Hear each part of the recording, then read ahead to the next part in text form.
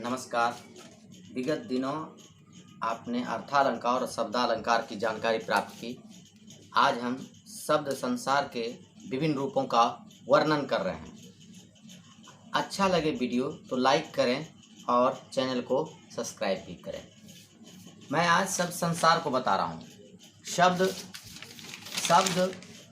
दो या दो से अधिक ध्वनियों के सार्थक मेल को शब्द कहते हैं, अथवा वर्णों के सार्थक मेल को भी शब्द कहते हैं। जैसे गाय, रोटी, घर, चल इत्यादि, ये सब शब्द हैं। लेकिन पद जब वाक्यों में प्रयुक्त होता है तो वह पद कहलाता है। शब्द के भेद आप देख सकते हैं। शब्द के भेद अर्थ की दृष्टि से शब्द के दो भेद होते हैं, सार्थक, निरर्थक। बनावट की दृष्टि से शब्द के तीन भेद होते हैं, रूढ़, यौगिक, योग रूढ़ी। फिर हम इसी को उत्पत्ति के आधार पर करते हैं, तत्सम, तद्भव, देशज, विदेशज।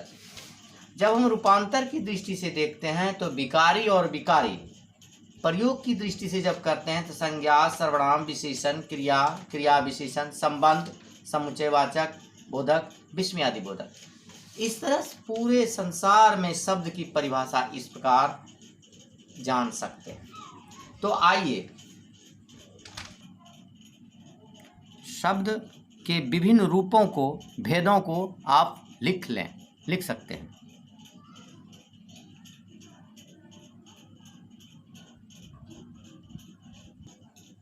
अब हम सार्थक शब्द की परिभाषा देते हैं।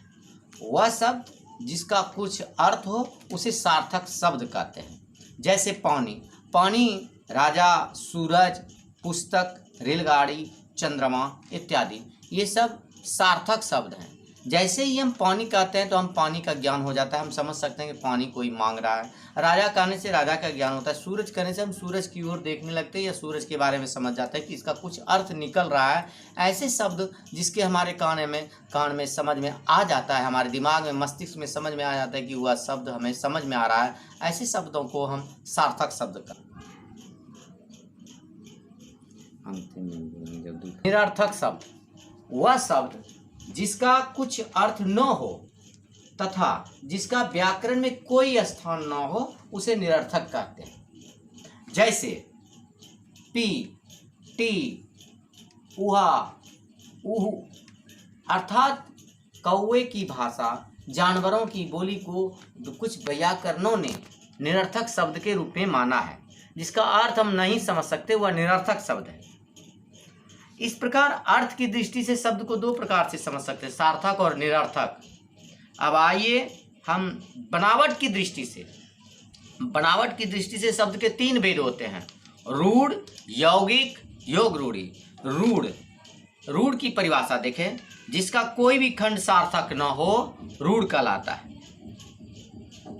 ऐसे दो वर्ण वाले शब्द होते हैं जिसका अलग अलग खंडन करने पर कोई भी अर्थ सार्थक नहीं होता, लेकिन हम उस अर्थ को समझ सकते हैं। जैसे एक, हल, नल, फल, जल, ये सब रूढ़ हैं। इसके लिए दूसरा कोई शब्द नहीं है। इसे हम समझने के बाद, इसको अलग करने के बाद अर्थ नहीं देता। दूसरा शब्द आइए यौगिक। रूढ़ के बाद आइए यौगिक। यौगिक ऐसा शब्द है जिस खंड सार्थक हैं, यौगिक कहलाते हैं। यौगिक का अर्थ होता है जोड़ना, जुड़ना। ऐसे शब्दों को दोनों खंड यौगिक। अभी हम आपसे यौगिक की बात कर रहे हैं। यौगिक ऐसा शब्द है जिसका दोनों खंड सार्थक होते हैं, यौगिक कहते हैं। इसका दो खंड होता है, दोनों को अलग अलग करके देख सकते हैं। पाठशाला, पाठ जोड़ शाला, पाठशाला। पाठ मतलब पढ़ने का स्थान, पढ़ना। शाला मतलब होता है स्थान। विद्या जोड़ आलय, विद्यालय। विद्या के पढ़ने के स्थान को विद्यालय कहते हैं। शिव जोड़ आलय, शिवालय। देव जोड़ आलय, देवालय। ये दोनों शब्द अर्थ देता है, इसलिए ये यौगिक शब्द होते हैं। तीसरा योग रूढ़ ऐसा शब्द जिसका दोनों खंड सार्थक हो तथा अपने अर्थ को छोड़कर विशेष अर्थ ग्रहण करते हैं, ऐसे शब्द को योग रूढ़ कहते हैं। योग रूढ़ कहने का अर्थ होता है ऐसा शब्द जो अपने अर्थ को छोड़ करके विशेष अर्थ का ग्रहण करे, उसे योग रूढ़ कहते हैं। जैसे पंकज कहते हैं। पंकज का अर्थ होता है कीचड़। कीचड़ में जन्म लेने वाला अर्थात कमल। उसी तरह से कहते हैं लंबोदर, लंबा है उदर जिसका, अर्थात गणेश जी। फिर हम बोलते हैं चक्रपाणी, जिसके हाथ में चक्र हो, चक्रपाणी विष्णु जी। फिर उसके बाद यदि हम इसका अर्थ देखते हैं हिमांशु, यानी माथे पर जिस, इसको कहते हैं हिमांशु, हिम के समान जिससे माथे पर चंद्रमा हो, हिमांशु कहते हैं। तत्सम शब्द आइए, अब उसके बाद हम उत्पत्ति के आधार पर शब्द के भेद देखते हैं। उत्पत्ति के आधार पर शब्द के 3 भेद होते हैं, तत्सम, तद्भव, देशज, विदेशज। तत्सम, तद्भव, देशज, विदेशज, 4 भेद होते हैं उत्पत्ति के आधार पर। तत्सम शब्द को देखिए, संस्कृत के मूल शब्द जिसका व्याकरण हिंदी में होता है, जिसका व्यवहार हिंदी में होता है, संस्कृत के मूल शब्द जिसका व्यवहार हिंदी में होता है, उसे तत्सम शब्द कहते हैं। जैसे जीवा, पुष्प, कर्पूर, अग्नि, खप्पड़, हस्ती इत्यादि, ये सब तत्सम शब्द हैं।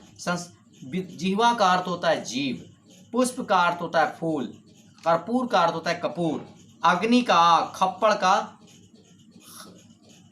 खप्पड़ा, खप्पड़, हस्ती हाथी, हाथ। तद्भव, संस्कृत के बिगड़े रूप को तद्भव कहते हैं, जैसे जीव। फिर उसी तरह जीवा को हम जीव में बदल देते हैं, या हिंदी शब्द आ गया। पुष्प को, संस्कृत के पुष्प को हम फूल में लिख देते हैं। कर्पूर को हम कपूर में कहते हैं, आग को आग में कहते हैं, अग्नि को आग में कहते हैं, हस्ती को हाथी, हाथ कहते हैं। ठीक उसी प्रकार अब तीसरा भेद आते हैं देशज। देश में बोली जाने वाली भाषा देशज कहलाती है, जैसे लोटा, डोरी, जूता, पगड़ी, तेंदुआ इत्यादि, ये सारे देशज शब्द कहलाते हैं। जो शब्द बड़ी प्राचीन, जो विदेशी शब्द में प्रयोग होते थे, उसे हम इंग्लिश, आपने जो पढ़ा उसे आप जरूर लिख लें, ये कॉपी में देख लें, इसे अपने कॉपी में जरूर लिख लें।